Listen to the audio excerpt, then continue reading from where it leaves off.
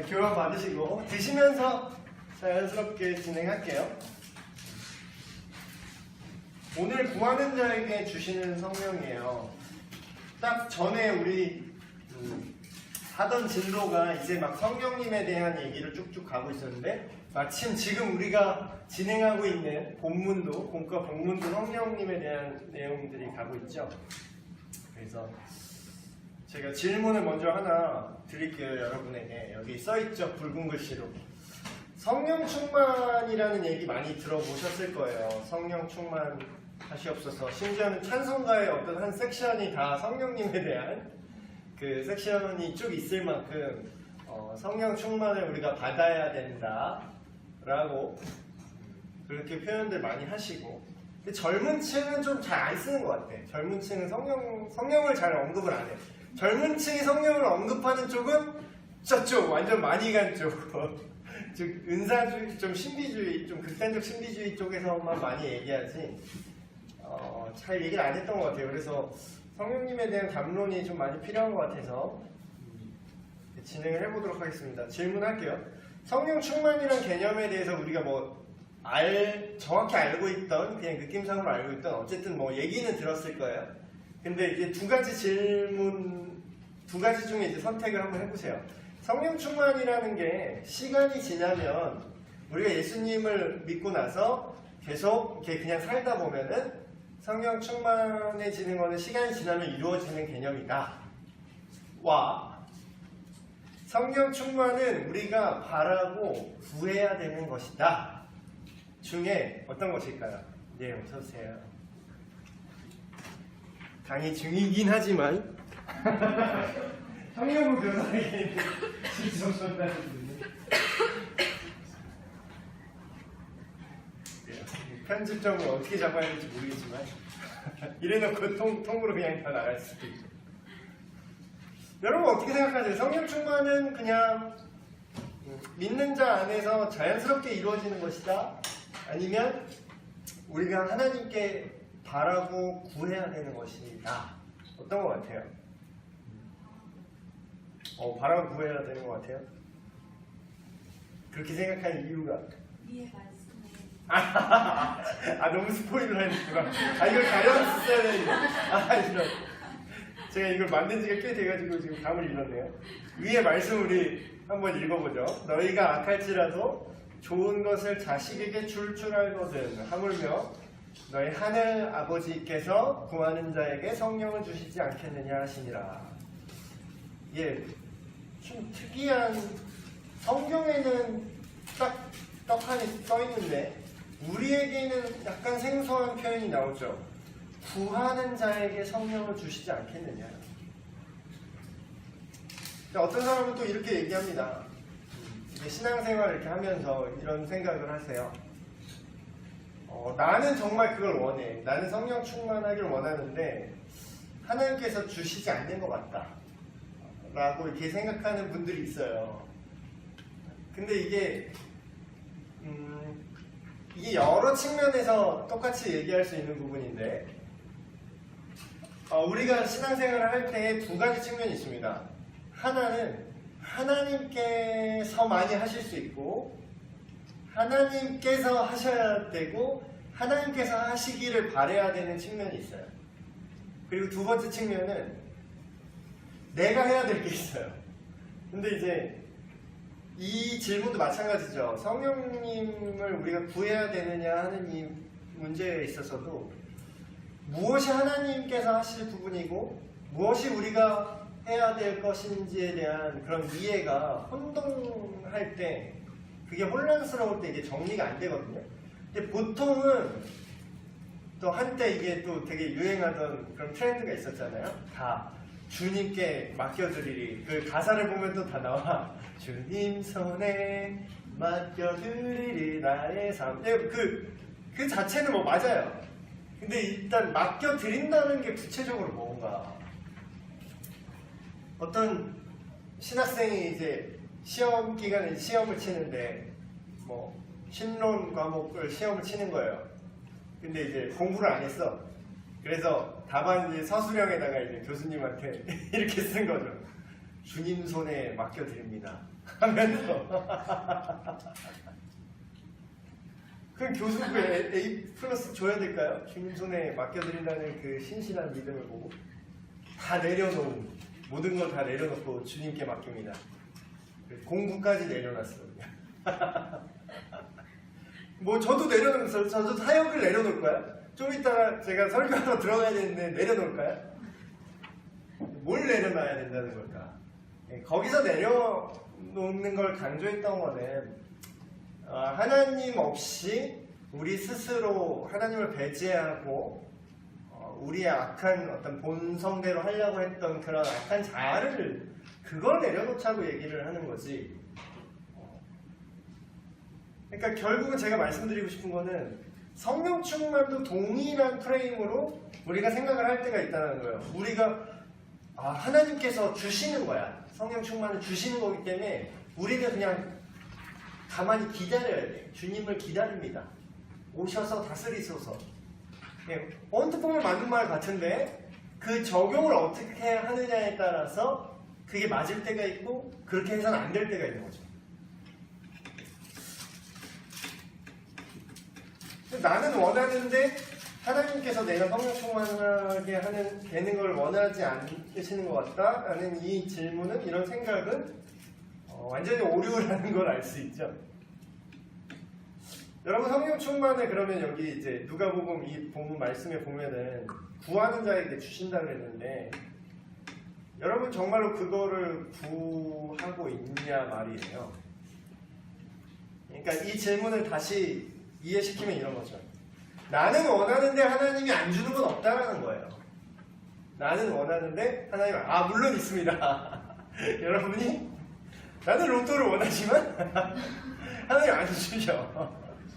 그걸 이제 성경에서는 이렇게 얘기하죠. 너의 정욕으로 쓰려고, 너의 악한 그 욕구대로 쓰려고 구하는 모든 것들을 하나님이 주시지 않으신다. 예, 맞아요. 그러나 꼭 좋은 거는 안 구해. 여러분 이렇게 기도한 적 있어요? 하나님, 오늘 나에게 복음을 들을 영혼을 보내주십시오. 오늘 내가 이제 교사로서 아이들을 만나게 되는데, 내가 만나는 아이들 중에 내가 담대히 입술을 열어서 내가 그들에게 예수님이 누구신지, 하나님이 누구신지 분명히 성경 말씀대로 전할 수 있는 용기를 주시옵소서. 이렇게 기도한 적 있어요? 했다면 멋진 교사예요. 자, 기도의 내용을 한번 들었어요. 지금 이런 기도의 내용을 한다고 해요. 이걸 하나님이 안 들어주지, 너의 때가 아직 안 됐지, 그럴까요? 넌 지금 욕심이야, 넌 정욕으로 구하는구나, 안 되겠다, 그건 들어줄 수 없어 얘야, 하나님이 이럴까요? 그러니까 상황 봐가면서 우리가 기도를 하고 우리가 하나님께 구해야 되는데 안 구하는 게 있다는 거예요. 예를 들면 제가 전에도 이런 비유를 한 적이 있는데, 제가 막 목이 말라, 우리 아들이랑 같이 이렇게 앉아 있는데 목이 말라, 예를 들어서. 근데 이 아들이 딱 그 아버지 마음에 딱 맞는 거를 요구할 때가 있어요. 아빠, 우리 물 좀 사러 갈까? 얘가 그 얘기를 해. 물을 우리 마셨으면 좋겠어. 그렇게 얘기를 하면 아빠가 안 돼, 그럴까요? 그리고 그 아버지의 의도라는 거는, 우리가 그러면 하나님의 목사님, 우리 하나님의 깊은 뜻을 우리가 어떻게 알아요? 그리고 하나님의 뜻에 맞는 기도를 어떻게 합니까? 어떤 분은 또 이렇게 해요. 예, 맞아요. 일견 맞는 말 같은데 대놓고 하나님의 뜻을 계시해 놓은 게 이미 버젓이 성경에 대놓고 정도가 아니라 제발 좀 알아주렴 하고 써 있어요. 그게 뭐냐면 만민에게 복음을 증거하라고, 여러 가지 측면이 있겠죠. 그들에게 나를 알리고 그들이 자기 죄에서 돌이켜서 다시 내게로 오게 하라. 그게 하나님의 의도고 그게 하나님의 마음이고 그게 하나님의 뜻인데, 근데 그걸 구하면 그거를 무시할까요, 하나님? 그러니까 성령 충만도 마찬가지죠. 성령 충만의 개념에 대해서 우리가 좀 저번 학기 끝에 또 얘기를 해서 기억이 가물가물하실까봐 다시금 이제 리마인드를 하면 성령 충만이라는 거는 결국 뭐냐? 내가 하나님의 의도로 가득하고 하나님의 마음이 하나님의 뜻이 내 마음 속에 가득한 상태. 그러니까 충만이라는 얘기는 가득 찼다. 근데 하나님의 영이 저번 주 설교 본문에도 나왔죠? 하나님의 영이 하시는 일이 뭐냐? 하나님의 의도를 우리에게 분명하게 알리신다. 죄에 대하여, 의에 대하여, 심판에 대하여. 근데 그걸로 가득하게 해달라는 거예요. 그럼 이거를 정말 근데 문제는 이걸 하나님이 주기 싫어서 안 주고 있냐 이 말이에요. 자꾸 하나님의 책임으로 몰지 말아야 될 부분은 하나님의 책임으로 모는 거지. 하나님이 안 하시는데 내가 어떻게 하겠어? 아니요. 당신이 정말 원하지 않기 때문에 그 얘기를 하는 거예요. 난 성령 충만을 원하는데 하나님이 안 주신다가 아니라 당신이 정말 우리가 정말로 그걸 원하고 있느냐 말이에요. 정말로 그것을 구하고 있느냐 그 말이죠. 근데 저는 또 구하는 게 답이니까 구하셔야죠. 왜 안 구하세요? 에이 됐지 이게 아니라 저는 또 이렇게 말하고 싶은 거죠. 알지 못하면 구할 수 없어요. 그게 왜 좋은지, 그게 왜 필요한지, 왜 성령님이 내 안에 충만해야 되는지 그걸 알지 못하면 구할 수가 없죠. 여기서 제가 써놓은 대로 이 세상과 이 영혼의 현실에 우리가 눈을 뜨지 않고는 예수님을 갈망하고 오직 예수님만 바라볼 수가 없다. 여기 뭐 영어로 no second blessing이라고 이렇게 써놨는데 성령님이 약간 제2의 도양 마냥 내가 예수님을 믿지만 아직은 성령님이 또 2차적으로 나한테 뭔가 이렇게 초자연적인 힘을 주셔야 내가 전도를 할 수 있고 내가 복음도 전할 수 있고 뭐를 할 수 있어. 내가 병도 고칠 수 있고 예언도 할 수 있고 그런 거야 라고 생각하는 분들이 있어요. 그래서 어떤 분이 옛날에 저한테 막 이렇게 대뜸 그렇게 질문을 하시더라고요. 성령 세례를 받으셨나요? 이렇게 물어보더라고요. 성령 세례를 받으셨나요? 그래서 저는 이제 당연히 예수님을 믿을 때에 성령이 오시니까 나는 그걸 성령 세례로 생각을 해서 저 성령 세례 받았죠 이렇게 얘기를 했더니 그분이 생각하는 성령 세례는 그게 아니었어요. 그분이 생각하는 성령 세례는 뭐냐? 믿음이 성령이 세컨드로 두 번째로 따로 또 임하셔야 된다는 개념이에요. 그러니까 구약적인 성령관을 갖고 있는 거죠. 그분은 구약 시대에 그랬던 것처럼 우리가 여호와 하나님을 섬기더라도 성령님이 추가적으로 임하셔야 그 사람이 어떤 능력을 행할 수 있었던 구약의 그 모습대로 지금도 생각하고 있는 거예요. 근데 그거는 신약 시대 초반까지예요. 사도행전 초반까지예요. 그 개념. 지금은 세컨 블레싱 같은 개념이 없는 거죠. 초자연적인 순간의 능력이 나에게 와야만 우리가 그러면 그럼 우리가 맨정신으로 복음 못 전해요? 맨정신으로 복음 못 전하고 이대로면 성령을 우리가 받아야 되는 거야. 두 번째로. 그래서 막 내가 빙이 되든 빙이 비스무리한 거라도 돼서 내가 뭔가 가슴이 뜨거워지게 해서 그럼 이게 내 책임이 아니잖아요. 하나님이 하시는 거잖아. 그럼 나는 책임 없는 거잖아. 하나님이 안 오셨기 때문에 내가 전도 못하는 거예요. 핑계거리가 되죠. 그래서 사실 성경적인 성령과는 그게 아니라 우리에게 찾아온 초자연적인 순간이 있는데 이렇게 얘기하면 에이 목사님 에이 설마 이렇게 얘기할 수도 있어요. 제가 그 청년 제자반 하면서 그 구원 간증에 대해서 얘기해보라고 얘기했는데 제 간증도 하면서 저를 비롯해서 대부분의 이제 교회에서 오래 자란 청년들은 갑자기 예수님을 딱 믿었을 때 우와 막 불받았어 막 갑자기 막 이런 체험이 없어요. 그런 사람들의 이제 생각은 뭐냐면 나한테는 초자연적인 하나님의 역사가 없었구나라고 생각을 해요. 근데 제가 여러분께 말씀드리고 싶은 거는 여러분 예수님을 믿는 게 자연적인 일입니까? 거꾸로 생각을 해보세요. 내가 지금 예수님을 믿지만 저는 예수님 믿거든요. 저는 예수님이 동정녀 잉태도 믿어져요. 그리고 예수님이 부활하셨다는 것도 믿어지고요. 그리고 심지어 예수님이 다시 오실 그런 육체적 재림까지 저는 믿어져요. 이게 일반적인 시각으로 보면 이게 자연적인 일이라고 봅니까, 여러분? 이게 믿어지는 게 자연적인 일이에요. 자연적이라면 여러분 이게 믿어질 수 있다고 생각하세요? 이미 여러분이 예수님을 믿을 때에 그때 그 사건 자체가 정말로 초자연적인 현상이에요. 여러분이 맨정신으로 예수님 믿을 수가 없어요. 정상적으로. 합리적으로, 이성적으로, 물론 성경이 합리적이고 성경이 어떻게 우리 손에 주어졌는지에 대해서는 합리적이고 이성적이고 또 고대 문서학적으로 최대한 이성적으로 증명이 가능해요. 어느 선까지.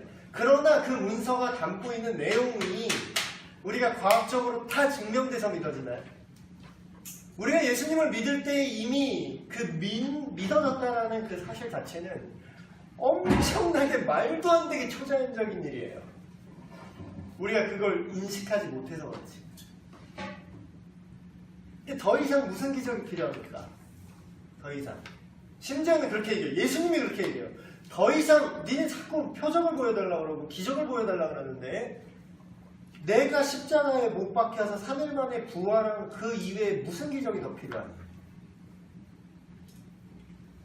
그래서 세컨드 블레싱은 필요하지 않다라는 거예요. 물론 그게 없다라는 건 아닙니다. 우리가 예수님을 믿을 때 성령님이 우리 안에 찾아오시고 임하시는 건 맞아요. 그러나 그리고 그 이후에 어떤 특별한 하나님의 은사를 주셔서 우리가 기적을 일으킬 수도 있고 정확히 말하면 우리를 통해서 하나님이 일을 하시는 것입니다. 그건 전적으로 하나님의 주권이에요. 하나님이 하시면 하는 거고 하나님이 날 통해서 귀신을 쫓아내고 싶으시면 쫓아내시는 거고 병자를 고치고 싶으면 병자를 고치시는 거고 예언하게 하시면 하나님의 의도를 선포하게 하시면 하시는 거예요. 그러나 그걸 우리가 추구하고 그게 성령의 능력, 성령의 임재의 전부가 아니라는 거죠. 믿는 자에게 성령님이 이미 오셨고 우리 안에 찾아오신 성령님의 의도가 내 마음에 가득한 상태. 그게 성령 충만이에요. 그리고 그거를 우리가 바라고 원하고 소망하고 추구해야 된다는 거예요. 저절로 되는 게 아니에요. 제가 했던 얘기 여기 다 포함되죠. 성령 충만을 구할 때조차 우리가 예수님 자체가 아닌 체험과 신비를 구할 때가 많아서 이제 문제가 생기는데 그렇게 문제가 생긴다고 해서 구덕이 무섭다고 장 못 담그는 게 아니죠. 아 성령을 자꾸 얘기하면은 이상한 애들이 생기니까 성령 얘기는 우리 하지 맙시다. 그건 아니잖아요. 그게 잘못된 거지. 그래서 체험과 신비 자체를 구하지 말고 성령님이 오늘날도 믿는 자 안에서 우리를 하나님의 의도와 성품을 알게 하시고 닮아가게 하신다는 거예요. 그거를 우리가 구하고 갈망해야 된다는 거예요. 성령님 오셔서 다스리소서 내 안에 오셔서 나를 다스리신다는 것은 결국 그분의 의도와 생각과 마인드를 내가 인정하고 그것으로 살아간다라는 거예요. 여러분 자체의 어젠더가 아니라. 제가 제 간증할 때 그런 얘기를 했죠. 하나님, 그래요. 예수님 믿어요. 근데 예수님의 의도는 따로 있고 내 의도는 따로 놓고 어느 선까지 합의가 되는 부분까지는 같이 가지만 만약에 충돌하는 부분이 있다면 이 부분은 내 인생의 간섭 마시죠. 이게 안 믿는 자의 마인드예요. 그리고 이게 교회 안에 있지만 예수님을 믿는다고 하지만 제대로 거듭나지 않고 예수님의 나의 주인이 되지 않은 사람의 마인드예요. 제가 해봐서 이걸 잘 알아요. 원래 범인이 잘 알아요. 내부 고발자지. 제가 해봐서 잘 알아요. 여기까지는 좀 간섭 안 했으면 좋겠어. 여기까지는 성령님의 인도하심으로 뭐 살고 싶지 않아. 근데 결국은 성령 충만을 내가 원한다는 건 뭐냐? 내가 그걸 간구한다는 건 뭐냐? 내가 그분의 의도와 생각과 마인드를 인정하고 그것이 나의 주가 된다는. 시간 있으면 하고 시간 없으면 안 하고 급한 거 먼저 하고 요거는 성령 충만 좋지만 적당히 하고 좀 나중에 하고 이런 게 아니라 이게 주가 되는 거예요. 이게 주가. 근데 여러분 이렇게 얘기하면 목사님 그거 너무 광신도 아니에요? 이렇게 생각하는 사람이 있어. 근데 보세요. 왜 기독교가 이렇게 욕을 먹나? 개독 소리 들으면서 왜 욕을 먹나? 저는 그게 정말로 거듭난 그리스도인 때문에 욕을 먹는 거라는 생각을 절대 안 합니다.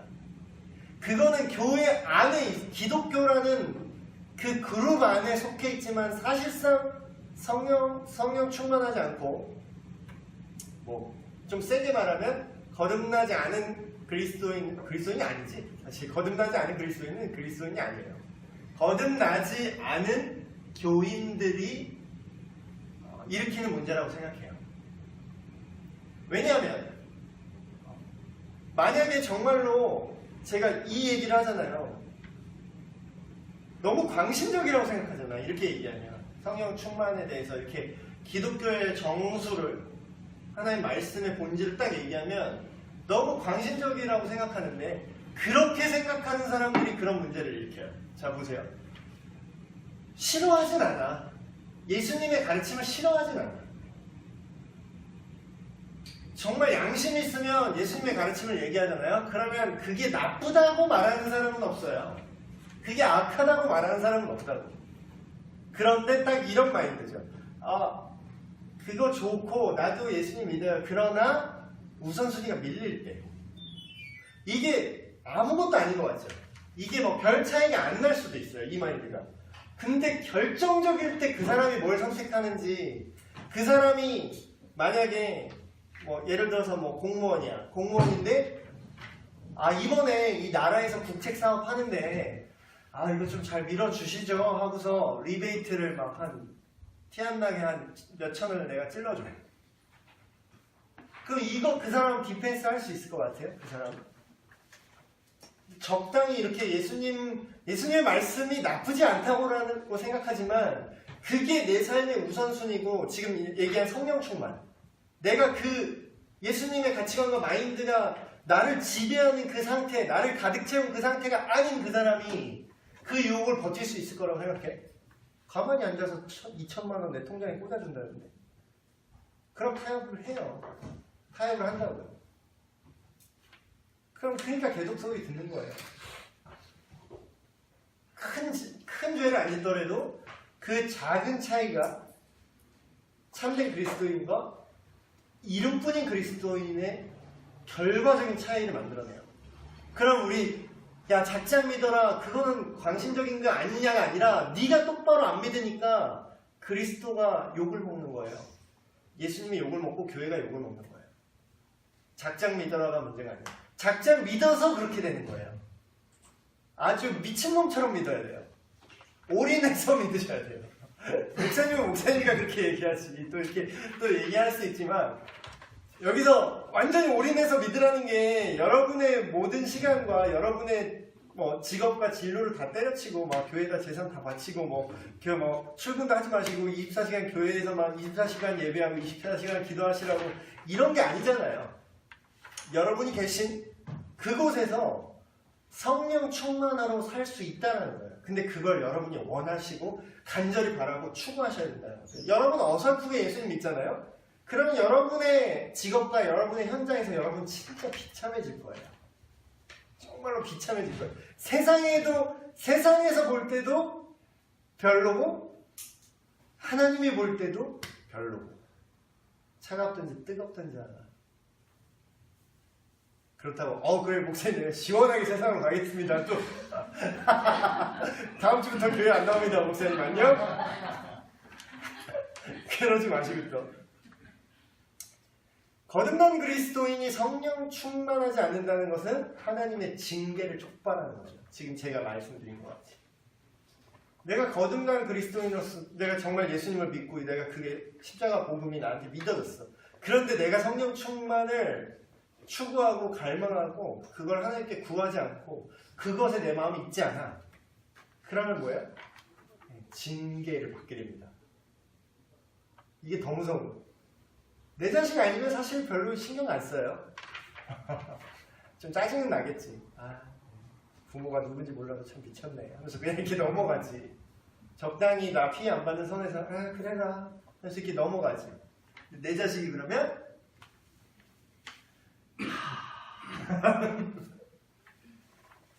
심하든가 심함이가 물론 실제로 그러진 않아요. 우리 아들 딸.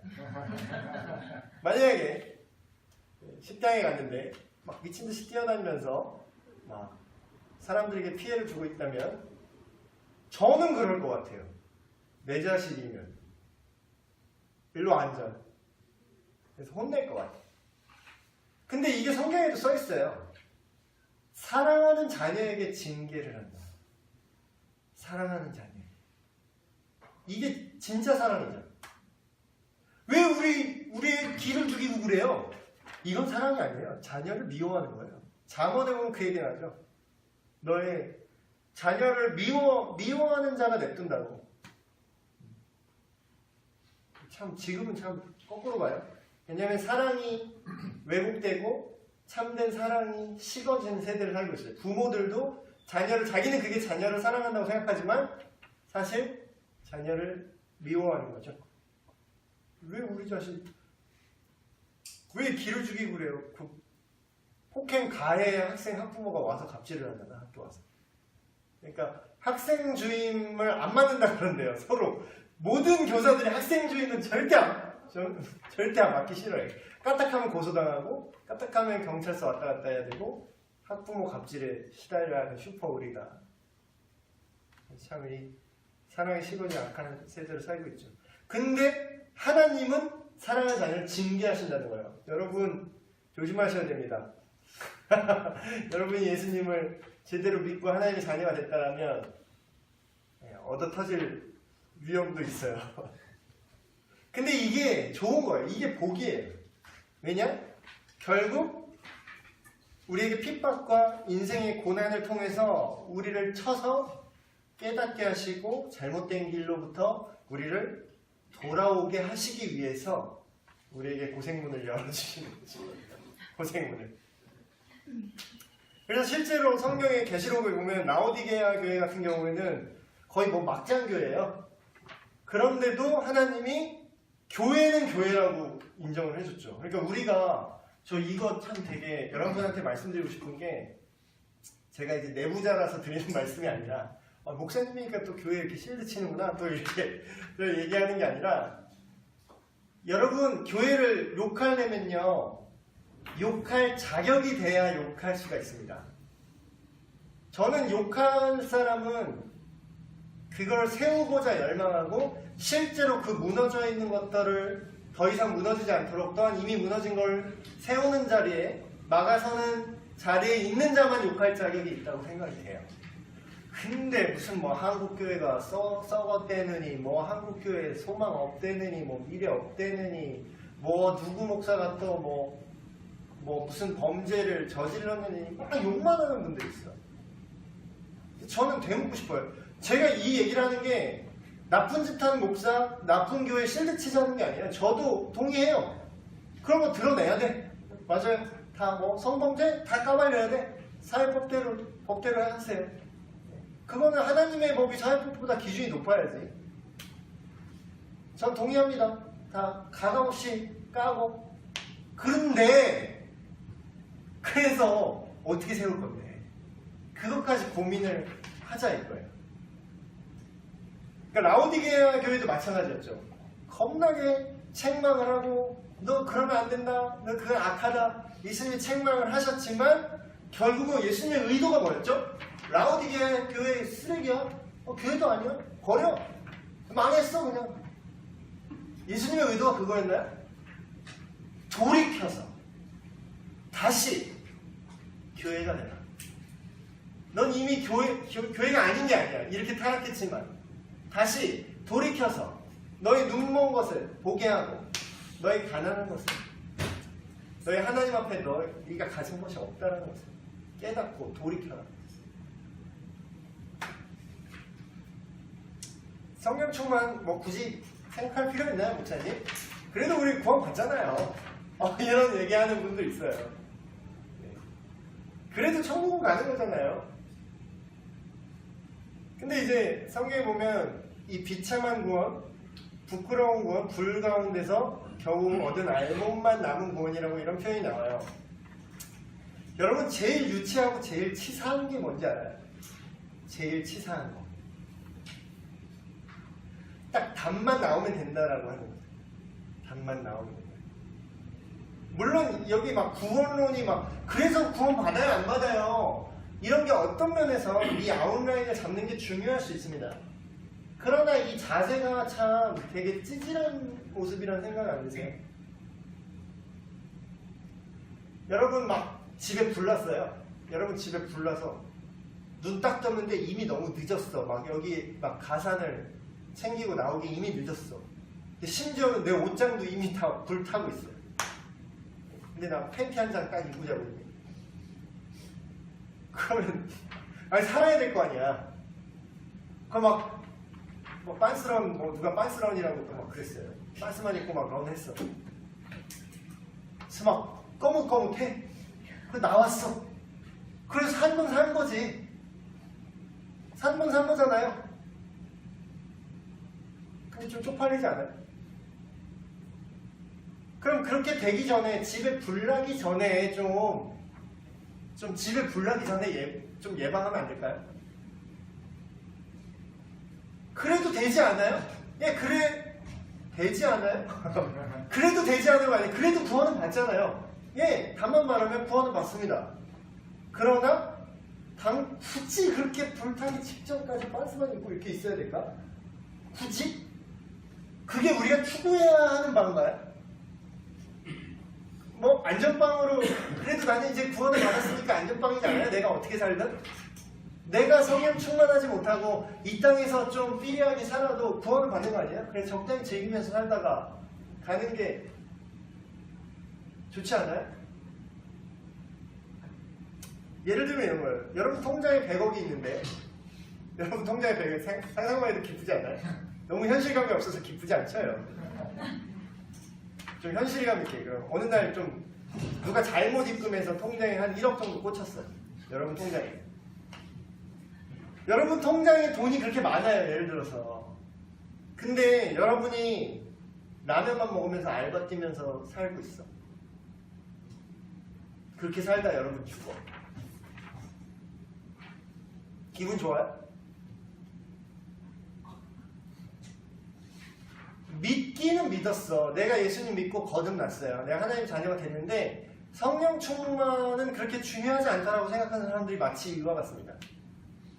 하나님 이 땅을 살아가는 동안에도 하나님과 함께하는 그 믿음의 모험들이 있고 그 안에 물론 힘들겠지만 기쁨이 있고 그 안에 하나님께서 주시는 복이 있고 그리고 내가 영원한 하나님 나라에 갔을 때 썰을 풀 만한 자랑할 수 있는 하나님과의 추억이 있는데 그것들을 중요하게 생각하지 않고 그저 살아간다는 것은 이와 같다는 거예요.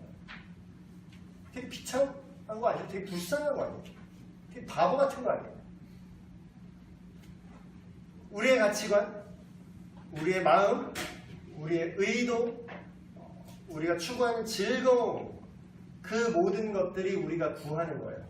여러분 성령 충만 안 구하면 여러분이 아무것도 안 구하는 게 아니라 그 자리에 여러분이 생각하는 가치관과 마음, 의도, 여러분이 좋아하는 즐거움이 채우고 있는 거예요.